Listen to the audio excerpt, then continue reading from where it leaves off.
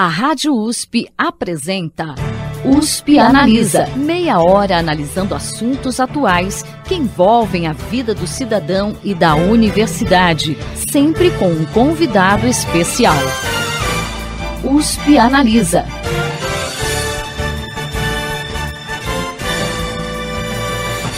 Em novembro deste ano, 196 países se reuniram na Escócia para a 26ª Conferência das Nações Unidas sobre Mudanças Climáticas, a COP26. Desmatamento, efeito estufa e neutralidade de carbono, entre outros temas, marcaram as discussões. Mas afinal, de que forma esse encontro e a política ambiental brasileira impactam em nosso cotidiano? E por que precisamos nos preocupar e mudar nossos hábitos para evitar que a crise climática se agrave? Para conversar sobre essas e outras questões, o USP Analisa recebe o professor do Instituto de Física da USP e integrante do painel intergovernamental de mudanças climáticas das Nações Unidas, Paulo Artacho. Seja muito bem-vindo, professor. Obrigado, é sempre um prazer falar com vocês e todos os ouvintes do programa. Professor, que avaliação geral o senhor faz da COP26? Quais os principais avanços e que pontos ainda precisam ser mais negociados? Bom, o primeiro ponto importante da COP26 é que, mais uma vez, a ciência foi deixada de lado em relação aos interesses geopolíticos de todos os países que participam das negociações da COP26, que são 196 países como um todo. Por que eu coloco isto? Porque os resultados da COP26, que está expresso, chamado no Pacto Climático de Glasgow, no documento final da reunião, deixa muito a desejar do ponto de vista das recomendações da ciência e do IPCC. Infelizmente, se todos os países cumprirem os seus compromissos até o momento, o nosso planeta ainda vai se aquecer em torno de 2,7 graus Celsius em média, o que leva para regiões como o interior do Brasil um aquecimento da ordem de 3,5 graus a 4 graus, o que é muita coisa. A ciência, na verdade, foi deixada de lado em relação aos interesses geopolíticos. Agora, tem duas decisões importantes da COP26 que são muito boas. A primeira delas é o compromisso dos países de zerar o desmatamento das florestas tropicais até 2030. E o segundo, a notícia boa, é uma redução, um compromisso de redução de 30% nas emissões de metano globalmente,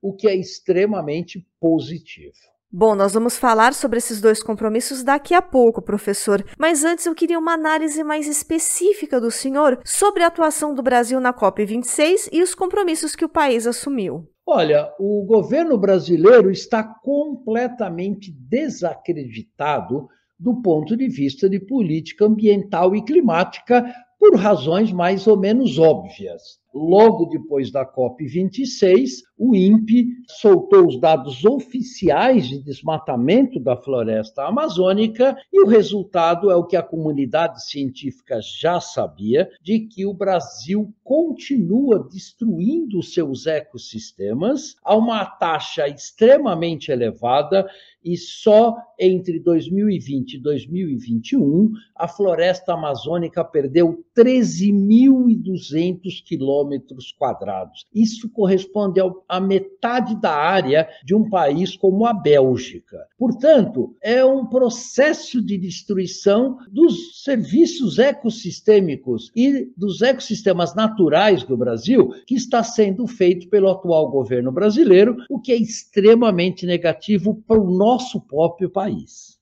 Esse compromisso que o senhor mencionou de zerar o desmatamento até 2030, o senhor acha que ele é possível de ser cumprido em nível mundial? E o Brasil deve conseguir avançar nessa meta considerando aí essa atual política ambiental? Sim, não há a menor dúvida de que a meta do Brasil zerar o desmatamento em 2028 é factível. O Brasil já reduziu rapidamente o desmatamento de florestas tropicais de 2003 até 2011. Então, isso é possível. A ciência já sabe como fazer isso. Nós temos a legislação para fazer isto. Agora, o que nós precisamos é de um governo que realmente cumpra os seus compromissos com a sociedade brasileira e com o compromisso no Acordo de Paris. Então, é possível tecnicamente, politicamente, cientificamente, nós zerarmos o desmatamento com enormes benefícios para o agronegócio,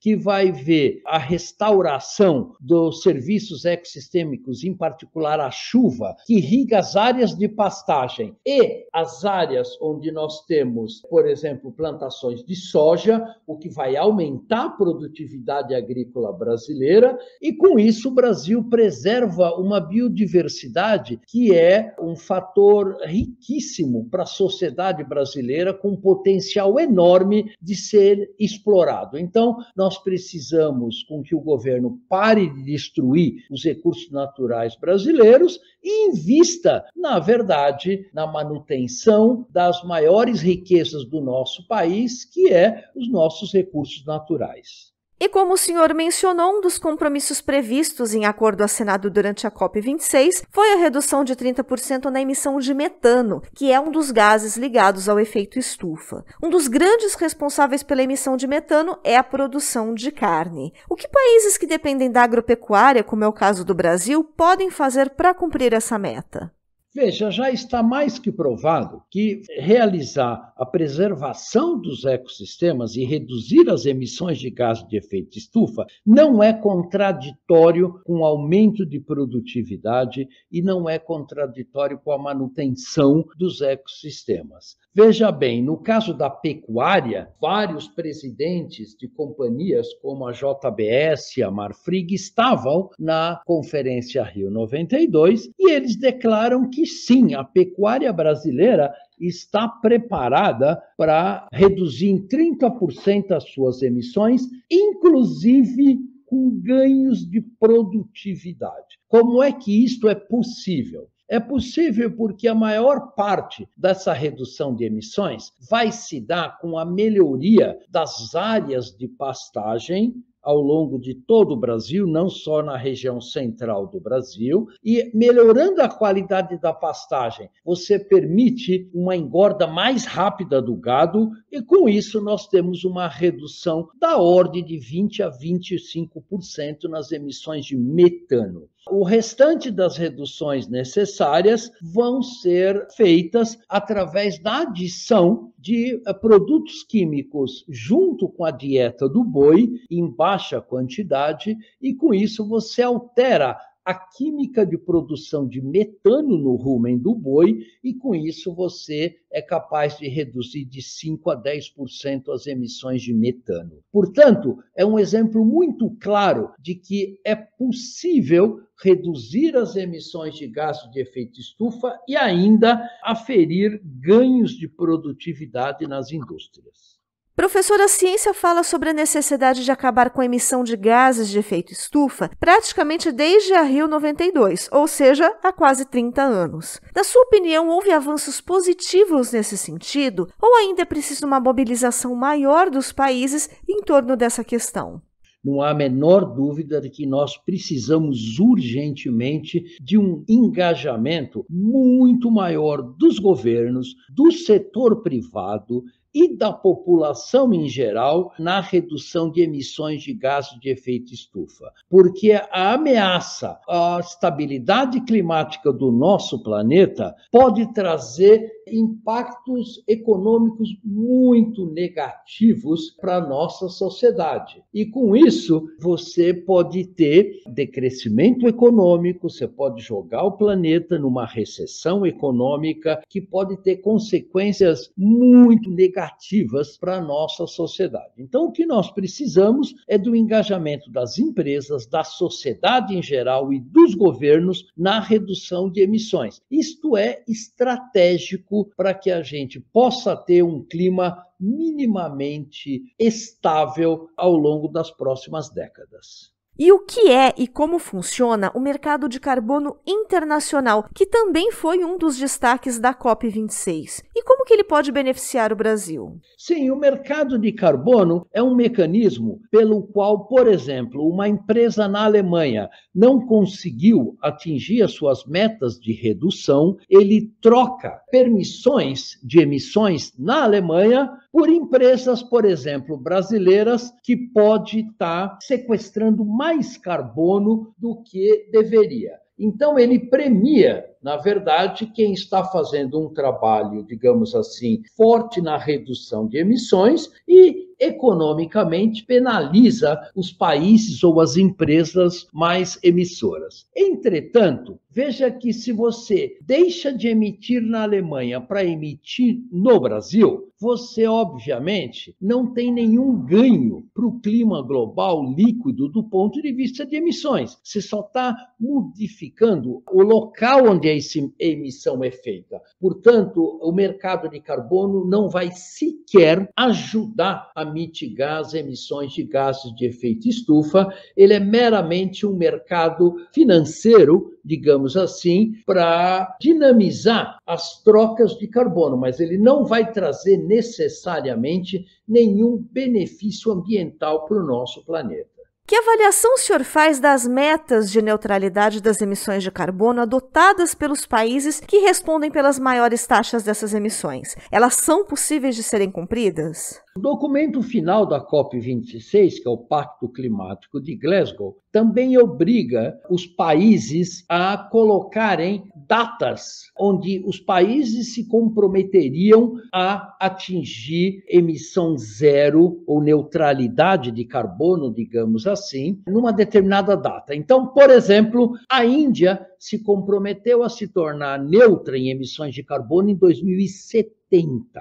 A China em 2060, o Brasil em 2050 e alguns países europeus em 2035 ou 2040. Mas é importante salientar que isso são meramente compromissos políticos, isso não são obrigações legais, não são passíveis de cobrança por qualquer pessoa que seja. Então, o fato de você ter metas que não têm validade jurídica, são somente compromissos políticos, são questões muito fracas perto do agravamento da questão climática, perto da necessidade forte e rápida de reduzir emissões. Então, é importante a gente perceber que essa neutralidade de carbono são metas voluntárias dos países. Inclusive, todos os compromissos do Acordo de Paris, por incrível que possa parecer, são compromissos voluntários dos países.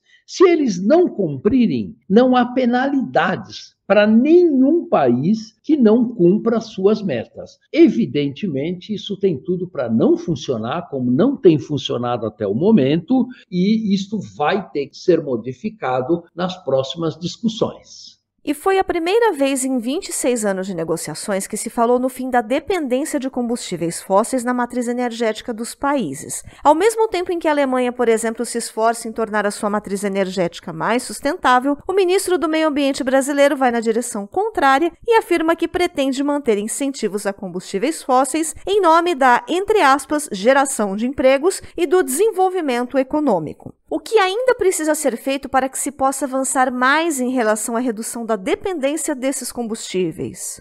Veja, hoje nós temos energia solar e energia eólica, cuja geração já tem preços competitivos com a queima de combustíveis fósseis. Então, essa justificativa do governo brasileiro e de outros governos também não tem qualquer amparo econômico ou científico. Já há alternativas de emissões zero para a produção de eletricidade e redução de emissões e que os países, por causa da sua política ser dominada pela indústria dos combustíveis fósseis, que essa indústria não deixe, não permite que haja políticas mais restritas na redução de emissões de gases de efeito estufa e da queima de combustíveis fósseis. Você mesmo colocou, Vejam, fazem 50 anos que ocorreu a Conferência de Estocolmo, de 1972. A Rio+20 já aconteceu há 30 anos atrás. Esta é a 26ª reunião da COP e este documento do Pacto Climático de Glasgow é o primeiro documento que sai de qualquer dessas convenções que fala na redução de combustíveis fósseis. Quer dizer, veja o absurdo da situação, mesmo o documento, o Acordo de Paris, não fala explicitamente da redução da queima de combustíveis fósseis. Isso se dá por causa da pressão das indústrias sobre governos para não permitir que isto ocorra. Então, nós temos que sair deste dilema, digamos assim, com mais pressão da sociedade, com mais pressão das indústrias que vão ser muito afetadas pelas mudanças climáticas, como, por exemplo, a produção de alimentos e as indústrias associadas com o agronegócio brasileiro, que nós temos que mudar esta política e temos que fazer isso rapidamente. Professor, agora focando mais a nossa conversa no Brasil. O senhor já mencionou a atual política ambiental do governo brasileiro, mas eu gostaria que o senhor fizesse uma análise mais aprofundada dessa política e também da imagem que o país passa ao mundo em relação a esse tema. Veja, a atual política ambiental do atual governo brasileiro é focado na destruição dos ecossistemas, é focado, na verdade, em abrir o máximo possível para as indústrias, mesmo as indústrias que causam destruição enorme do meio ambiente, como, por exemplo, a indústria da mineração ilegal na Amazônia, como, por exemplo, a exploração de madeira ilegal no estado do Pará e na parte leste da Amazônia, ou o próprio agronegócio com a emissão tanto de gases de efeito estufa, quanto também pela destruição, o incentivo à destruição da floresta amazônica. Então, isso trouxe prejuízos gigantescos para o Brasil, a nível da imagem externa do país e também da imagem interna, porque pesquisas de opinião pública deixam muito claro que a população brasileira não é favorável à destruição dos nossos ecossistemas. Ela entende que a destruição da Amazônia é realmente um crime ambiental que está sendo promulgado com apoio do governo brasileiro. Então, é fundamental que a gente reverta essa política que está destruindo o nosso país, na verdade, por uma política muito mais moderna, muito mais baseada em ciência e na valorização dos serviços ecossistêmicos, como a chuva, dos quais toda a população brasileira depende. Portanto, o que a gente espera é que isto seja efetivamente revertido o mais rápido possível e que os interesses do governo sigam muito mais os interesses da população brasileira e muito menos de setores econômicos baseados na ilegalidade, como é o caso do garimpo ilegal na Amazônia, como é o caso da apropriação de terras indígenas ilegalmente na região amazônica. Então, esperamos que haja uma reversão na atual política que está sendo implantada pelo atual governo brasileiro. Que impactos, professor, as taxas atuais de desmatamento e emissão de carbono e metano no Brasil podem ter não apenas no contexto climático, mas principalmente na produção agrícola? Veja, é muito claro, dados da Embrapa, dados de uma série de pesquisas independentes, mostram que o Brasil tem muito a perder com as mudanças climáticas. O Brasil tem vulnerabilidades extremamente fortes pela redução da chuva que está acontecendo já na maior parte da região central e norte do país, pela vulnerabilidade do aumento do nível do mar, já que o Brasil tem uma extensa área costeira que é extremamente crítica. Então, nós temos uma série de vulnerabilidades que ficaram muito claras no último relatório do IPCC. Portanto, nós temos que efetivamente reverter este processo de destruição, porque isso está comprometendo o próprio futuro do agronegócio brasileiro. Nós podemos ter um agronegócio que seja muito menos produtivo do que nós temos hoje. Então, nós temos que reverter isso, pensar no futuro do país, não nos próximos 2 anos, mas nas próximas décadas e garantir uma estabilidade climática para o nosso planeta. Quando a gente fala de desmatamento no Brasil, geralmente a gente pensa na floresta amazônica, mas ela não é o único bioma afetado por isso. O desmatamento de biomas como o Cerrado e a Mata Atlântica também podem trazer impactos para o clima e para o país? Sim, não há a menor dúvida. Vejam, nos últimos 2 anos, o Pantanal Mato-Grossense viu de 40% a 60% da sua área ser queimada, coisa que não acontecia há muitas décadas. Nós estamos vendo, por exemplo, o Nordeste brasileiro num forte processo de desertificação. Então, a destruição ambiental, ela não se limita à região amazônica. Na verdade, o Cerrado brasileiro, há algumas décadas, vem tendo todo o seu ecossistema transformado em áreas agrícolas, sem o menor respeito aos serviços ecossistêmicos dos quais o próprio agronegócio é fortemente dependente. Portanto, nós temos que usar os nossos recursos naturais de maneira muito mais inteligente, muito mais esperta e muito mais eficiente. E muitas experiências feitas, por exemplo, através do Fundo Amazônia, feitas através de pesquisas de centenas de pesquisadores que trabalham nos vários ecossistemas brasileiros, demonstram muito claramente de que é muito urgente o Brasil investir realmente na preservação ambiental e numa visão de sustentabilidade da nossa sociedade a médio e longo prazo. Uma pesquisa do Instituto do Homem e Meio Ambiente da Amazônia, divulgada recentemente, mapeou uma área de mais de 7 milhões de hectares que está em regeneração na floresta amazônica anos após ser desmatada. Esse é um processo natural, mas existe algum limite para esse poder de regeneração da floresta? E há algum ponto em relação à porcentagem de desmatamento da Amazônia que tornaria inviável esse processo de regeneração? Sim, isso é verdade, né? Muitas áreas da floresta amazônica que foram desmatadas, foram abandonadas e agora estão em processo de recuperação. Acontece que este processo de recuperação, dependendo da área e da extensão, né, do desmatamento na região, ele faz com que a biodiversidade original e a quantidade de carbono na biomassa original nunca chegue ao valor original associado que a floresta tinha antes de ser desmatada. Resultados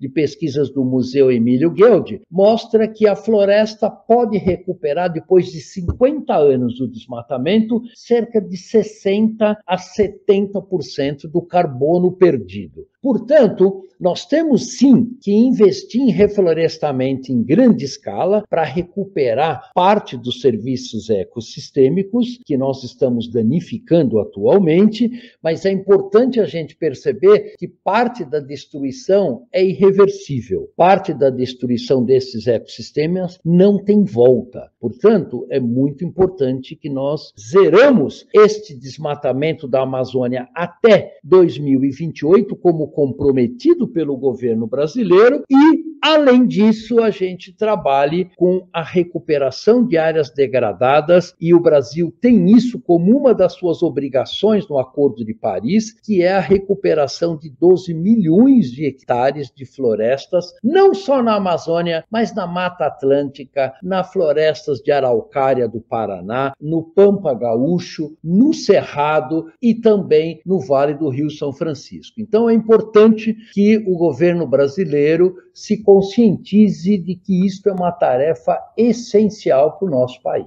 Professor, o país tem assistido nos últimos anos reduções cada vez mais drásticas no orçamento de ciência e tecnologia. Na sua avaliação, isso pode impactar em compromissos assumidos pelo Brasil na COP26? De que forma? Veja, é importante a gente salientar que a recuperação que nós vamos ter que fazer nos ecossistemas brasileiros são questões muito complexas, são questões que demandam uma ciência muito cuidadosa, interdisciplinar, que é estratégico e essencial para o país começar a fazer o mais cedo possível. O Brasil tem um potencial de desenvolvimento científico na área ambiental e climática extraordinário. Nós temos universidades, institutos de pesquisas como o INPE, que fazem um trabalho de primeiro mundo na questão do monitoramento dos ecossistemas brasileiros e no desenvolvimento de tecnologias de recuperação do dano desses ecossistemas. Mas este processo está sendo prejudicado pelo corte drástico de verbas que o governo federal tem feito ao longo dos últimos 3 anos, que está, inclusive, fazendo com que a maior parte dos nossos doutores,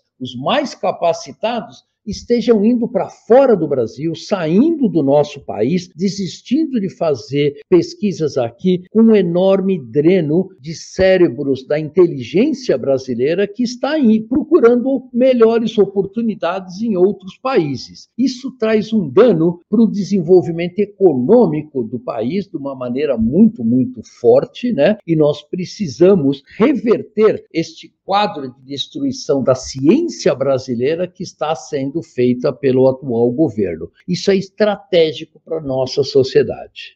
Para a gente encerrar, professor, o senhor é um dos líderes do painel intergovernamental sobre mudanças climáticas das Nações Unidas, o IPCC, como a gente já comentou no início do programa. Em agosto, essa entidade divulgou seu 6º relatório de avaliação, que trouxe alertas sobre o impacto da ação humana no planeta e a crise climática resultante dessa ação. Eu gostaria que o senhor fizesse um balanço desse relatório e também que esclarecesse se estamos chegando a um ponto de não retorno, ou seja, de não conseguirmos reverter os impactos negativos causados pela nossa ação sobre o planeta.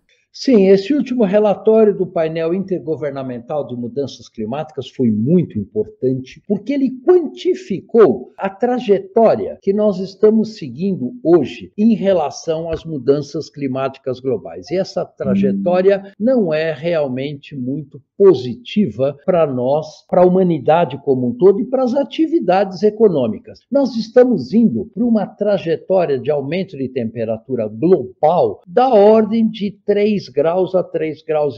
Com a COP26, com, por exemplo, o compromisso de redução do desmatamento das florestas tropicais até 2030, nós melhoramos um pouco essa perspectiva, mas nós temos que saber se as políticas públicas que vão levar a atingirmos as metas comprometidas na COP26 vão se concretizar, por exemplo, aqui no Brasil, na Indonésia, no Congo e assim por diante. E este relatório do IPCC ele mostra que alguns dos impactos que nós temos já são irreversíveis. Ou seja, quando a gente derrete 1 quilômetro cúbico de gelo da Groenlândia, este gelo vai para os oceanos na forma de água, aumentando o nível dos oceanos, isto faz com que esse processo seja reversível e nós já estamos em franco processo de aumento dos níveis dos oceanos, que vai trazer impactos enormes para toda a população que vive em áreas costeiras do nosso planeta. Isso está explícito no último relatório do IPCC. Portanto, o relatório é um alerta para a humanidade de que nós temos que reduzir as emissões de gases de efeito estufa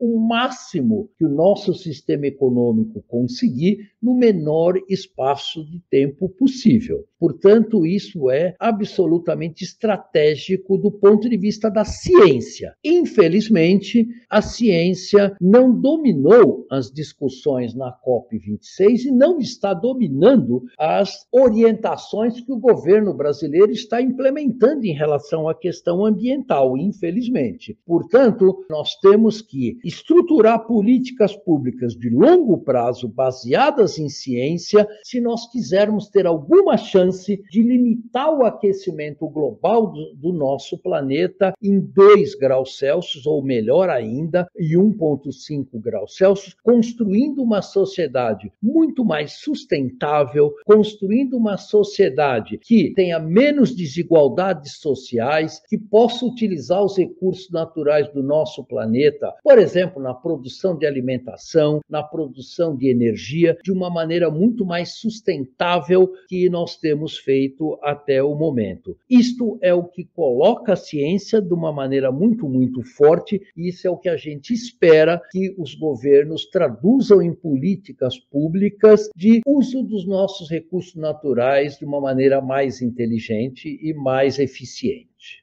Bom, infelizmente o nosso programa está chegando ao final. Nós conversamos hoje com o professor do Instituto de Física da USP e integrante do painel intergovernamental de mudanças climáticas das Nações Unidas, Paulo Artacho. Professor, muito obrigada pela sua participação conosco hoje. E eu é que agradeço, eu sei que este programa USP Analisa sempre leva em conta os principais problemas que a nossa sociedade tem que enfrentar, faz um trabalho de divulgação de ciência muito importante e eu espero que vocês continuem nessa tarefa porque é estratégico levar a ciência para a população em geral. O USP Analisa de hoje fica por aqui. Até a próxima semana. Você ouviu USP Analisa, um programa da Rádio USP Ribeirão em parceria com o IEA, Instituto de Estudos Avançados, Polo Ribeirão Preto. Produção do Serviço de Comunicação Social da USP e do IEA. Coordenação, Rosimeire Talamone. Apresentação, Thaís Cardoso.